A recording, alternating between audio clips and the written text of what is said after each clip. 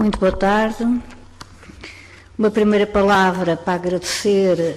àqueles que organizaram este encontro, esta conferência, que lamento não ter conseguido assistir desde o início, mas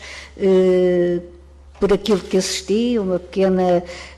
parte do último painel, me parece que é de extrema utilidade e será sem dúvida um contributo importante para aquilo que eu chamaria consensos para a justiça. Mais uma proposta de designação, enfim, com aquela característica que os juristas têm de arranjarem várias soluções para a mesma questão, mas identificando-me um pouco com aquilo que o Sr. Provedor acabou de dizer relativamente ao significado da palavra pacto. Prefiro a solução que deu ou outras, enfim, consensos para a justiça. Sr. Provedor de Justiça, Sr. Professor Bacelar Gouveia, Sr. Nuno Vilas Lobo, e então a todos os participantes, eu aproveito este momento para falar um pouco sobre aquilo que é o papel do Ministério Público na jurisdição tributária. E aproveito para o fazer e agradeço mais uma vez à organização por me dar esta oportunidade, porque é um papel, de certa forma, ingrato. Não ingrato pelas funções que exerce, mas é ingrato pelo desconhecimento que as pessoas têm sobre qual é o verdadeiro papel do Ministério Público na jurisdição fiscal e tributária. E isto porque, historicamente, houve uma determinada evolução que eu vou aqui apontar de uma maneira mais rápida, vou tentar ser o mais rápida possível, que levou a que realmente essa ideia se mantenha, ou que a confusão sobre a ideia de qual é o verdadeiro papel do Ministério Público nesta jurisdição se mantenha até aos dias de hoje. Faço também porque, recorrentemente, cada vez que há algum grupo de trabalho para proceder ou para estudar a possíveis e eventuais alterações legislativas,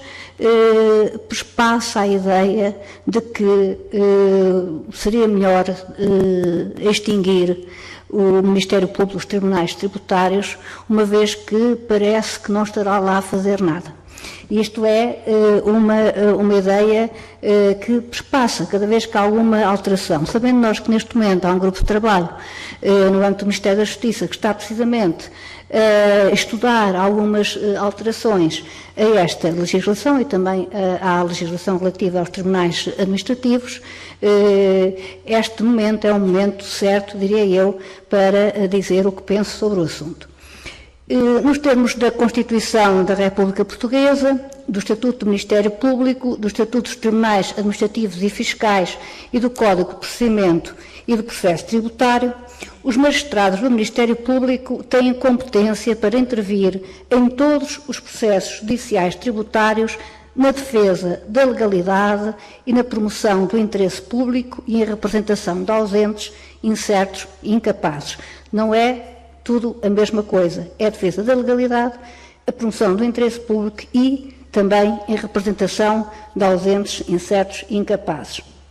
Esta intervenção do Ministério Público, em consonância com as suas atribuições constitucionais de defesa e fiscalização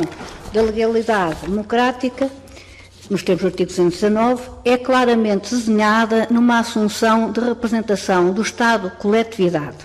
Ou seja, a ratio das normas de competência atribuídas ao Ministério Público na jurisdição tributária visou a defesa dos direitos fundamentais dos cidadãos, de interesses públicos e especialmente relevantes, numa palavra, a defesa da legalidade. Atenta à desigualdade estrutural entre a administração tributária e o cidadão contribuinte, as funções do Ministério Público na jurisdição fiscal são particularmente importantes para a realização do Estado de Direito, para a defesa da legalidade e para a salvaguarda do princípio da igualdade perante a lei. Nem sempre foi assim, no entanto. A intervenção do Ministério Público na jurisdição fiscal começou pela representação e defesa dos interesses da Fazenda. E assim se manteve numa evolução que foi desde a reforma da Justiça de Mousinho da Silveira, estamos a falar em 1832, passou pelo Código das Execuções Fiscais de 1913, com o Estado Novo manteve-se, ainda que de uma certa forma já mitigada, manteve-se também nas alterações da organização do Serviço de Justiça Fiscal ocorridas em 1963, onde, inclusivamente, o Ministério Público tinha uma dependência hierárquica do Diretor-Geral das Contribuições e Impostos. Quando é que, eu tenho aqui uma história mais envolvida que vou-me dispensar de ler e vou salvá-los de me ouvir durante tanto tempo. Em 1984, ou seja, após a Revolução de Abril, o primeiro ETAF instituiu uma organização judiciária, administrativa e fiscal independente da organização judiciária dos tribunais comuns, reuniu um diploma a Organização Judiciária, Administrativa, Tributária e Aduaneira e criou tribunais tributários de primeira instância, cuja sede e área de jurisdição eram as mesmas dos tribunais tributários de primeira instância das contribuições e impostos, que vieram substituir, tendo como base os distritos. Instituiu também tribunais tributários de segunda instância, de âmbito nacional, extinguindo o Tribunal Tributário de segunda instância das contribuições e impostos e mantendo o topo da hierarquia judiciária na segunda secção de contencioso tributário no STA. Este primeiro etapa trouxe, porém, uma alteração fundamental para o Ministério Público, em linha com o seu recorte constitucional decorrente da Constituição da República de 1976 e com a Lei Orgânica da Procuradoria-Geral da República de 1978. Cessou a ligação do Ministério Público ao Fisco e a representação sistemática da Fazenda, sendo cometida agora a defesa da legalidade e a promoção do interesse público, além da defesa das pessoas indicadas por lei, como eu disse no início. A vinculação clara do Ministério Público à lei no âmbito dos tribunais tributários e a consequente prevalência da defesa da legalidade sobre os interesses pela Fazenda Pública cortou definitivamente a ligação secular do Ministério Público ao Fisco. Na verdade, mas embora a evolução dos conceitos jurídicos e da própria estrutura jurídica da sociedade virem enfatizar desde o início do século a vinculação do Ministério Público à lei, o facto é que o exercício de funções de representação da Fazenda, como era até então, a inserção dos tribunais das contribuições e impostos na Direção-Geral das Contribuições e Impostos e a sua competência hierárquica relativamente ao Diretor-Geral das Contribuições e Impostos não asseguravam a efetiva defesa da legalidade. E se até a aprovação do primeiro ETAF, o Estatuto de Tribunais Administrativos e Fiscais, penso que é escusado, enunciar, mas para eventualmente alguém que não saiba.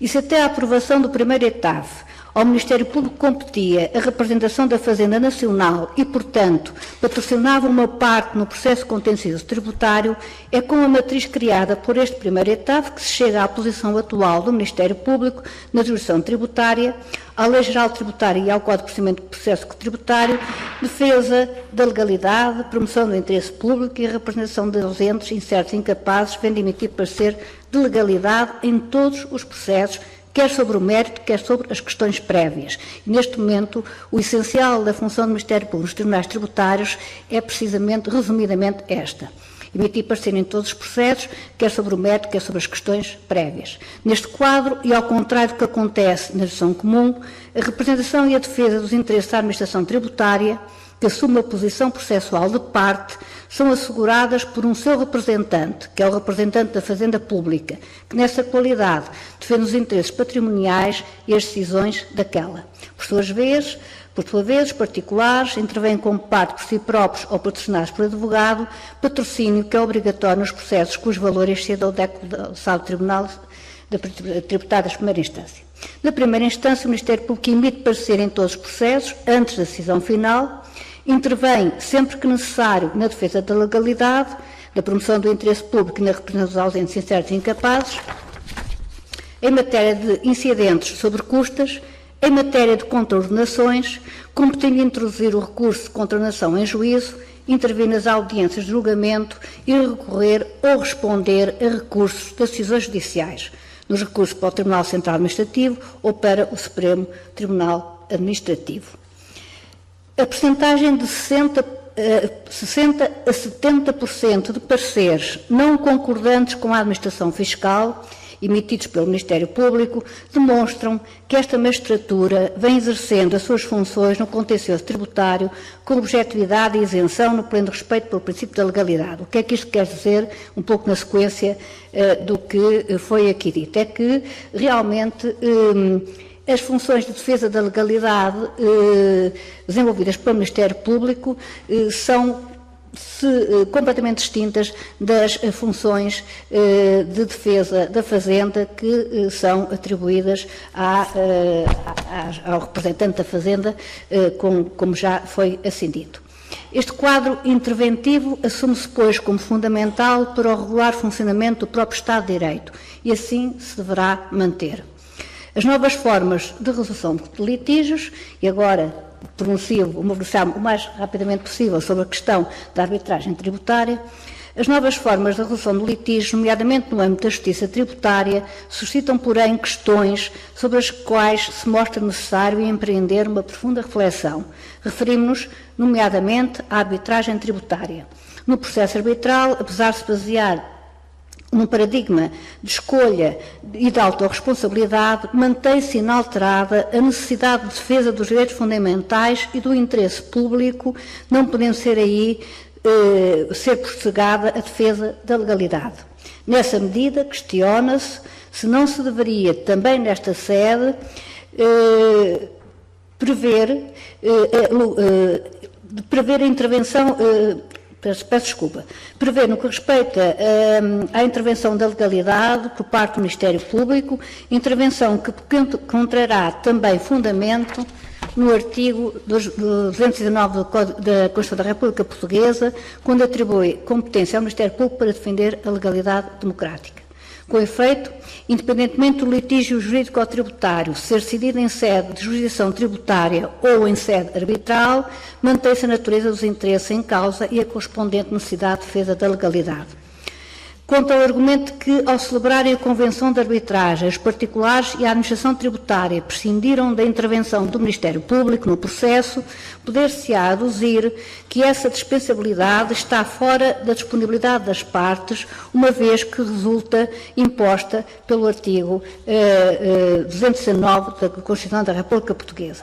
Repare-se que os tribunais arbitrais são verdadeiros tribunais previstos constitucionalmente. Refira-se que uma das dificuldades que o regime legal vigente vem evidenciando é, por exemplo, o de assegurar a intervenção processual do Ministério Público na sua função de fiscalização da constitucionalidade e salvaguarda da uniformização da jurisprudência, uma vez que a lei que regula o processo arbitral é omissa quanto à obrigatoriedade de notificação das decisões arbitrais em que estejam em causa tais questões.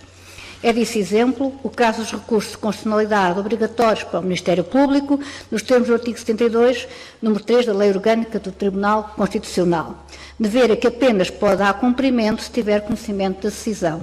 Sucede que, não estando o Ministério Público representado nos tribunais arbitrais e na falta de norma expressa que preveja a sua notificação das decisões arbitrais em que estejam em causa questões de constitucionalidade, o Ministério Público apenas vem a ter conhecimento da decisão sobre a qual deve interpor recurso obrigatório quando a administração tributária lhe dá conhecimento ou lhe solicita informação sobre se interpôs o respectivo recurso. Neste contexto de omissão e de indefinição sobre as decisões que devam ser notificadas ao Ministério Público, o Centro de Arbitragem Administrativa tem vindo cautelarmente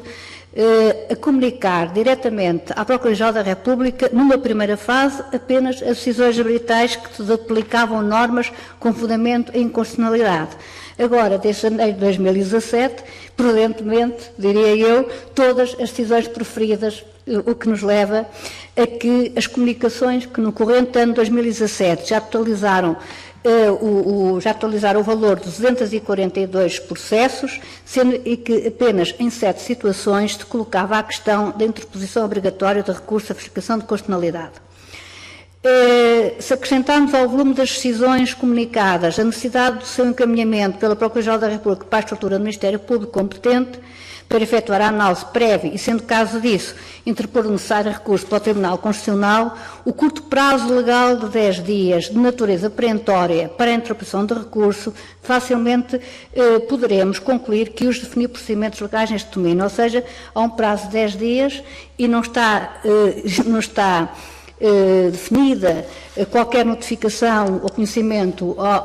ao Ministério Público, o que muitas vezes, pese embora este procedimento que se acertou agora com a CAD, muitas vezes é difícil cumprir o prazo e por vezes ele é mesmo ultrapassado por completo desconhecimento